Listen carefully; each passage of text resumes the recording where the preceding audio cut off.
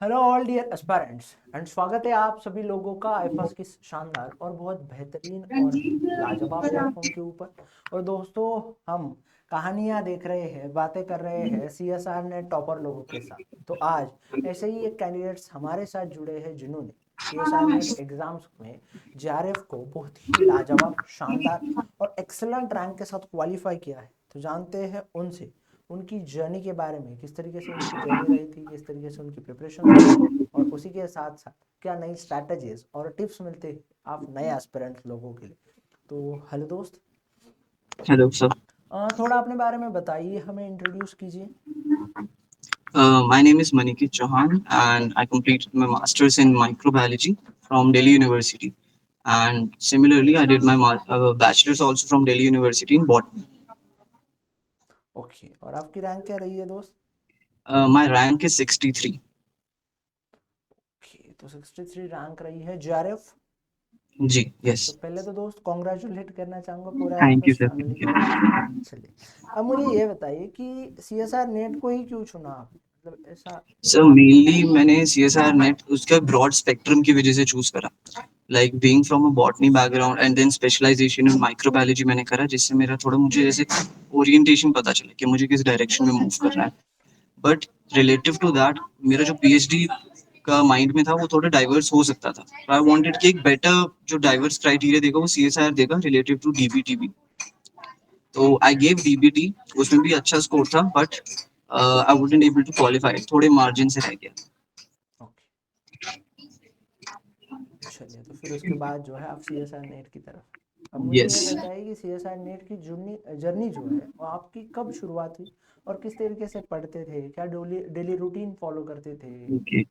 तो mainly sir जैसे जो सीएसआर नेट का है वो मैंने फर्स्ट अटेम्प्ट दिया था दिसंबर वाला, जो कि लेट होने की वजह से मार्च के आसपास हुआ था।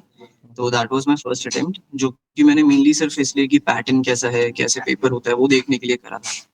Simultaneously I was busy with my dissertation work, तो मैंने वो सब के साथ साथ फिर कोप अप करा था। तो मेनली मैं घर पहुंचता था 6-7 बजे, क्योंकि डिसर्टेशन में टाइम लग जाता था। तो आई मेड अ हैबिट कि daily I have to do 1 hour questions और 2 घंटा 3 घंटा पढ़ना ही पढ़ना है। और जैसे जो स्ट्रॉन्ग टॉपिक्स थे जैसे डेवलपमेंटल बायोलॉजी के, मोलिकुलर बायोलॉजी के, वो मैंने आईएफएस की जैसे ऑनलाइन यूट्यूब वीडियोस थी, जैसे एग्जाम्स के टाइम पे आ जाता है लाइव सेशंस, वो भी मैं फॉलो करता रहता था। ओके, बहुत बढ़िया। और उसके बाद कैसा फिर, मतलब इतना दिन भर डेजर्टेशन करने के बाद वो एनर्जी कहाँ से लाई भाई कि इस रात में पढ़े फिर से? सर मेनली यही था कि है ना, मैंने इससे पहले आईआईटी जैम के लिए भी तैयारी करी थी and I got 188 rank in that. But उस टाइम मेरा थोड़ा कम प्रिपरेशन से वो थोड़ा रैंक रह गया।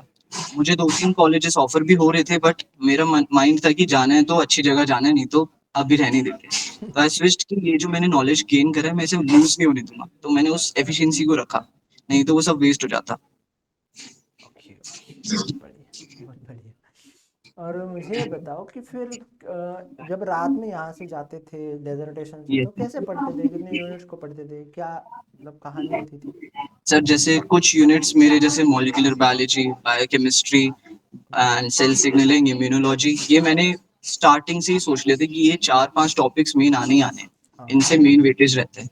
तो और इनमें मेरे ग्रैप्स ठीक था, तो मैंने इनका रादर दिन सिलेबस ज्यादा पढ़ने के मैंने क्वेश्चन प्रैक्टिस करा पीवाईक्यू से, कि जिससे मुझे पता चले कि अगर मेरा कहीं वीक है तो वो मैं करूँ।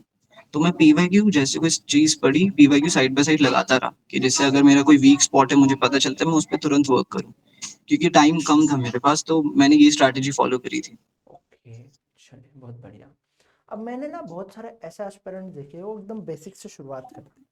तो मुझे यस ये सर। बताओ कि जो तुम्हारे बीएससी का, मास्टर्स का जो नॉलेज था एक अच्छी यूनिवर्सिटी, यस उसने सर। कितना फायदा किया तुम्हें? सर लाइक जैसे हमारे दिल्ली यूनिवर्सिटी में जो पेपर्स होते हैं उनके सिलेबस में मेंशन होता है बुक्स, ज्यादातर फॉरेन ऑथर्स की। तो हमारे टीचर्स कहते थे कि आप देखो हमारे पढ़ाए नोट्स बना सकते हो, उन्हीं से आएगा paper by the way, but अब हम प्रेफर करेंगे आप फॉरेन ऑथर बुक्स पढ़ो, जिससे आपका बेस अभी से अच्छा बने। तो हमारे बैचलर्स के जो टीचर्स थे, प्रोफेसर थे, उन्होंने मुझे शुरू से कहा कि फॉरेन ऑथर बुक्स पढ़ो। तो मैंने फिर पता नहीं क्रेज मान लो आप, कि मुझे क्रेज था बुक्स का। तो मैंने एक दिन गया प्रिंट वाली शॉप पे, मैंने कहा मुझे मॉलिक्यूलर बायोलॉजी बाय वाटसन पूरी प्रिंट करके दे दो। तो भगवान जाने उस दिन क्या हुआ। एंड वो फर्स्ट बुक थी और फिर सारी दास्तां उसी से शुरू हो गई। मैंने वो घर लाया, पढ़ा उसे, उससे मॉलिक्यूलर पढ़ा। फिर मुझे बायोकेमिस्ट्री भी थोड़ा समझ उससे नहीं आया, फिर मैंने लेंजर पकड़ी। और मतलब मैंने बेसिक से ही थोड़ा अपना फॉरेन ऑथर बुक्स फॉलो करने लग गया। और जहाँ मुझे इश्यूज आते थे तो प्रोफेसर हमारे काफी अच्छे थे, तो वो हमें ए टू जेड बताते रहते थे टाइम टू टाइम। ओके, मतलब आपने एकदम आपके स्टार्टिंग में ही ऐसे हाई हाँ एडवांस, मतलब हम बोल सकते हैं मतलब स्टैंडर्ड रेफरेंस बुक का यूज किया था। हाँ, ये क्योंकि मेरे टीचर्स ने कहा कि आप अभी से बेस अच्छा कर लोगे, थोड़ी मेहनत ज्यादा आएगी बट आगे फ्रूटफुल रहेगा। उनको मैंने अभी भी जब रैंक वैंक बताया तो दे सेड कि हमारी, आई वुडंट से कि हमारी गाइडेंस से ही सब हुआ है, बट आई सेड कि सर गाइडेंस आप ही की है, नहीं तो आई डोंट थिंक सो कि ये भी होता। अच्छा, बहुत बढ़िया।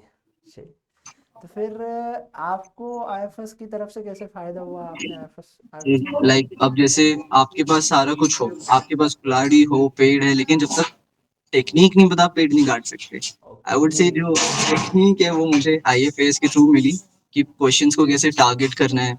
कि हम्म। और पीवाईक्यू जैसे आपके जैसे एक एलिमिनेशन मेथड, मुझे मैंने कोई इतना कॉम्पिटिटिव एग्जाम्स दिए कम ही है। हम्म। लाइक मैंने सिर्फ आईआईटी जैम ये दिया है और सीयूटी पीजी के एक दो दिए थे। तो मेरे को कॉम्पिटिटिव एग्जाम का इतना एवरेज से ज्यादा एक्सपीरियंस है। तो इसलिए पीवाईक्यू जो आपके सॉल्व वाले वीडियोस आते थे उनके थ्रू मैं बहुत सीखता था कि क्वेश्चंस को टारगेट कैसे करना है।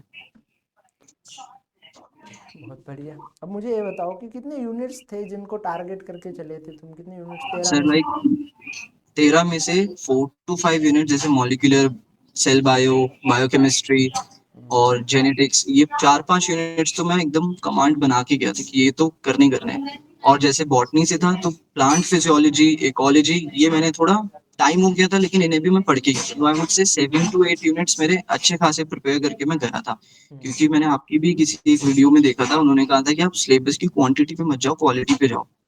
तो मैंने कहा चलो मेरे एक ये अटेम्प्ट जून जुलाई वाला है, मैं कम पढ़ के ही जाता हूँ लेकिन अच्छे से जाऊंगा। बहुत उल्टा बढ़िया। मैं तो दिसंबर के लिए कोचिंग वोचिंग के प्राइस ये सब देखने लगा था। फिर एक दिन मुझे किसी ने बोला, शायद आपके यहाँ से भी जैसे नोटिफिकेशन आता है कि आपका स्कोर कार्ड आया है, देखो। तो रात के 12 बज रहे थे समवॉट, एंड घर वालों ने कहा स्कोर कार्ड देख ले। तो मैंने देखा, आई वाज सरप्राइज टू सी कि मेरा हो गया, 99.5 परसेंटाइल आ गया। तो मुझे लगा कि मिल जाना चाहिए इतने में। बहुत बढ़िया। उसके मुझे ये बताओ कि कौन सा यूनिट ऐसा रहा कि जो कॉम्प्लेक्स लगा आपको, हार्ड लगा थोड़ा? सर कॉम्प्लेक्स में तो जैसे डेवलपमेंटल बायोलॉजी मेरे लिए पूरा न्यू था, क्योंकि मेरा जुओलॉजी से कोई लेना देना ही नहीं है। हम्म। बट मुझे आपके वीडियोस में पता चला डेवलपमेंटल बायोलॉजी का बहुत अच्छा वेटेज आता है। हम्म। तो वो यूनिट एक स्पेसिफिक मैं मानूंगा जो मेरे लिए थोड़ा टारगेट करना डिफिकल्ट रहा। तो आपकी वीडियोस उसके लिए तो मैंने पूरा फॉलो करा, सब करा, नोट्स बनाए प्रॉपर। वो एक यूनिट मेरे को लगता है कि काफी एडवांटेज मुझे देके गया है, क्योंकि मेरा बेसिक उसमें कुछ भी नहीं था। तो उस यूनिट में मैंने बहुत ध्यान दिया था। और मुझे ये बताओ कि कौन सी यूनिट जो है वो सबसे इजी और सबसे पसंदीदा रही? सर मेरी तो सबसे favourite unit I would say molecular biology रही, क्योंकि मॉलिक्यूलर बायोलॉजी स्टार्टिंग से मुझे बड़ा इंटरेस्ट था। और सबसे पहली बुक भी मेरी वही वॉटसन वाली थी, तो उसी से सारा काम शुरू था। उससे फिर मेरा जैसे माइंड में एक माइंड मैप था कि सेल बायोलॉजी मैंने इससे रिलेट करके समझी, बायोकेमिस्ट्री इससे रिलेट करके समझी। तो वो पूरा जो सारी बाकी फील्ड्स हैं वो उससे कनेक्ट होके बनी मेरे लिए। तो मैं मानूंगा मॉलिक्यूलर बायोलॉजी बहुत बढ़िया रहा। अच्छा, बहुत बढ़िया। अब मुझे ये बताओ कि जो फ्यूचर एस्पिरेंट्स है उनके लिए क्या सलाह रहेगी तुम्हारी?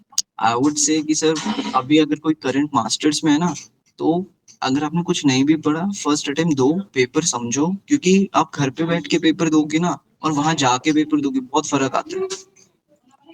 प्लस एक बार आप पेपर दो, बेशक कम प्रिपरेशन के साथ, बट दो, समझ लो कैसे आता है, क्या मेरा वीक पॉइंट्स है। अगर घर पे भी ऐसा इन्वायरमेंट हो पाता तो वो भी अच्छी बात है। और फिर प्रिपरेशन शुरू कर दो। आई वुड से थोड़ा थोड़ा सही मेन, क्योंकि कंसिस्टेंसी की वजह से ही ये पेपर निकलेगा। एंड मेन सर फिर इसके मेंस जो मैं कहता हूँ कि पीवाईक्यू जैसे सेक्शन सी है, उसमें आप पूरा सिलेबस 13 यूनिट्स का पढ़ जाओ, आपका निकल जाएगा नो डाउट। बट अगर कम यूनिट से पढ़ के जा रहे हो तो PYQ will help you a lot. चलिए, बहुत बढ़िया। Thank you so much for sharing your experience and your thank you sir, journey. Thank you.